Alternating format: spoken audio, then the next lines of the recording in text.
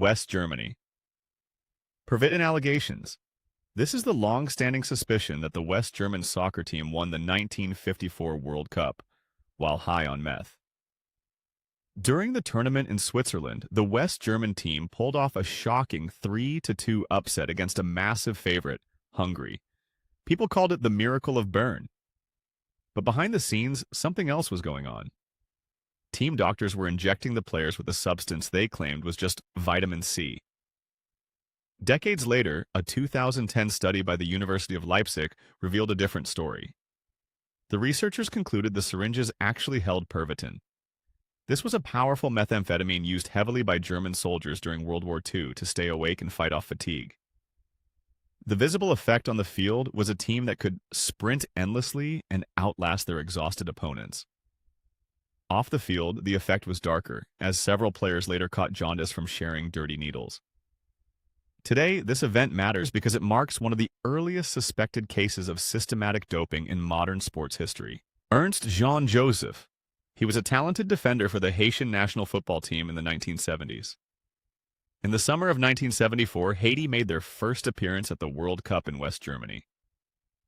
After a tough opening match against Italy, tournament doctors pulled Jean Joseph aside for a random drug test.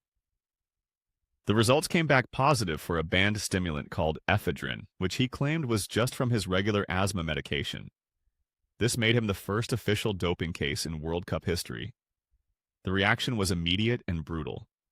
Furious Haitian team officials, terrified of embarrassing their strict government back home, showed up at the training camp. They dragged Jean Joseph out of the building by force, physically beat him, and put him on a plane straight back to Port-au-Prince. Today, his terrifying ordeal stands as a dark milestone in sports history. It marks the exact moment international football finally started testing for performance-enhancing drugs, changing how the game enforces its medical rules forever. Willie Johnston. He was a talented Scottish winger who ended up at the center of a massive World Cup controversy. The stage was the 1978 tournament in Argentina. Right before Scotland played their opening match against Peru, Johnston was struggling with a bad case of hay fever. To clear up his symptoms, he took a medication called Reactivin. He just wanted to breathe normally during the game. But that medicine contained phencamphamine, which happened to be a banned stimulant. After Scotland lost the match, Johnston was pulled aside for a random drug test. The officials took his sample, and the stimulant immediately flagged positive. The fallout was swift and brutal. The Scottish Football Association banned him from the national team for life and put him on a plane home in absolute disgrace. He went from a respected athlete to a worldwide scandal overnight. The incident still matters today because it shows exactly how a simple choice to treat a runny nose can permanently ruin an international sports career. Ramon Calderé. Ramon Calderé was a hardworking midfielder playing for the Spanish national team during the 1986 World Cup in Mexico. Like many visitors to the country, he came down with a bad case of traveler's diarrhea. To help him get through the tournament, the Spanish team doctor gave him medication to ease his symptoms. What the medical staff failed to notice was that the medicine contained ephedrine, a banned stimulant. After Spain played Northern Ireland, Calderé had to give a routine urine sample. The results came back positive for the prohibited substance. People expected a massive scandal and a harsh suspension. Instead, FIFA officials looked at the medical records. They accepted that the positive test was an honest mistake caused by the team doctor treating a stomach bug. They let Calderé keep playing, and he even scored 2 goals in the next game against Algeria. This strange incident matters today because it shows an incredibly rare moment where strict sports authorities showed leniency, proving that sometimes a failed drug test really is just a simple medical accident. Diego Maradona. The 1994 World Cup gave us the most infamous doping scandal in soccer history.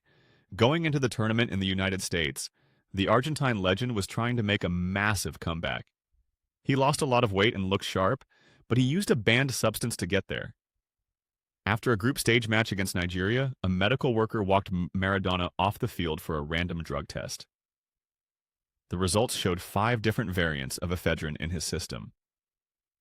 Ephedrine is a strong stimulant that opens up airways and boosts metabolism, giving athletes a major burst of energy and helping them drop pounds fast. Maradona claimed his trainer accidentally bought an American energy drink that contained the banned ingredient instead of the clean Argentine version. FIFA did not care about the excuse. They immediately expelled him from the tournament. Without their captain, a shocked Argentine team fell apart and was quickly eliminated. Today, the incident stands as a tragic final chapter for one of the greatest players ever, showing how strict testing can suddenly end a brilliant international career. North Korean deer musk. This is a traditional remedy that became the center of one of the strangest doping scandals in sports history. In 2011, during the FIFA Women's World Cup in Germany, 5 players on the North Korean team tested positive for banned anabolic steroids. When confronted by officials, the team offered a wild explanation. They claimed their training camp in Pyongyang was actually struck by lightning just weeks before the tournament. To treat the shocked and injured players, the team doctor administered a traditional medicine extracted from the musk glands of deer. The officials insisted the positive steroid results came entirely from this deer musk therapy, not from intentional cheating. FIFA did not buy the excuse. Medical experts pointed out that deer musk would not cause a spike in these specific synthetic steroids. As a result, the 5 players received lengthy suspensions, ranging from 14 to 18 months. The entire North Korean team was also banned from the 2015 World Cup. This incident still matters today because it shows the absurd lengths organizations will go to cover up systemic doping. Costa Rica testing outrage. This is the 2014 World Cup controversy where FIFA suddenly demanded 7 Costa Rican players take drug tests at the exact same time. It happened right after Costa Rica pulled off a massive 1-0 upset against Italy in the group stage. Normally, officials only pull 2 players from each team for post-match testing. But after the final whistle blew, 7 Costa Ricans were marched off to the testing room. FIFA claimed there was a simple administrative reason for this. They said 5 of those players missed their routine pre-tournament tests, so they just added them to the 2 standard post-game checks. The visible effect was instant anger. Costa Rican officials, players, and fans felt insulted. It looked like FIFA simply could not believe a small Central American nation was legitimately beating former world champions without cheating. People called out the glaring institutional bias. This event still matters today because it shows the lingering double standards in global sports, where underdog success is sometimes met with suspicion rather than celebration. Paulo Guerrero. Paulo Guerrero is a legendary striker and the captain of the Peruvian national soccer team. Back in late 2017, he failed a doping test after a World Cup qualifying match against Argentina. The test found a trace metabolite of cocaine in his system. FIFA hit him with a suspension that threatened to keep him out of the 2018 World Cup. But Guerrero did not use illegal drugs. He explained that he drank traditional coca tea at a Lima hotel. This is a completely normal, everyday remedy in the Andes for altitude sickness and cold weather. The tea simply left trace chemical markers in his body. What followed was a massive legal battle. He took his case all the way to the Swiss Federal Tribunal. Even the captains of the opposing team signed a letter supporting his right to play. The court temporarily paused his ban. Guerrero stepped onto the pitch in Russia, playing in Peru's first World Cup in 36 years.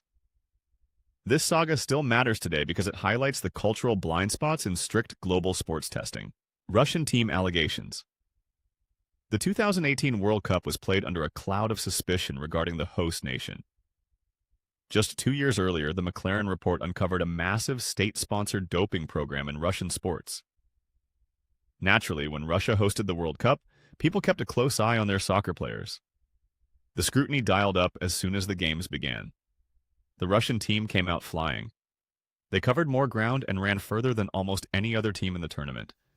In their first 2 matches alone, they ran a combined distance of over 145 miles. For a team that entered the tournament ranked 70th in the world, this sudden burst of elite stamina raised serious eyebrows. Journalists started asking tough questions. FIFA stepped in to calm things down. They stated that all players on the Russian squad had been tested multiple times before and during the games, with no positive results. Even without proof of cheating on the field, these lingering doubts show how hard it is to rebuild trust once a country gets caught breaking the rules. Papu Gomez. Papu Gomez is an Argentine midfielder who reached the peak of soccer by winning the 2022 World Cup. Right before that tournament in November 2022, he was playing for the Spanish club Sevilla. He felt sick one night and drank some of his young kid's cough syrup. He did not tell the team doctors. Days later, drug testers showed up at practice and took a routine sample. The test flagged terbutaline, a banned substance used to treat breathing issues. But the results took a long time to process through the anti-doping system.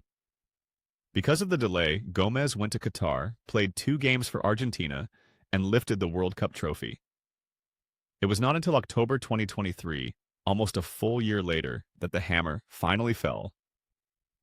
Authorities officially handed him a 2-year ban from soccer. By then, he had just signed with the Italian club Monza, but his season abruptly stopped.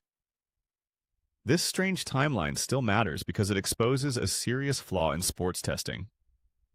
A slow administrative process allowed a player to help win the world's biggest sporting event while carrying a banned substance.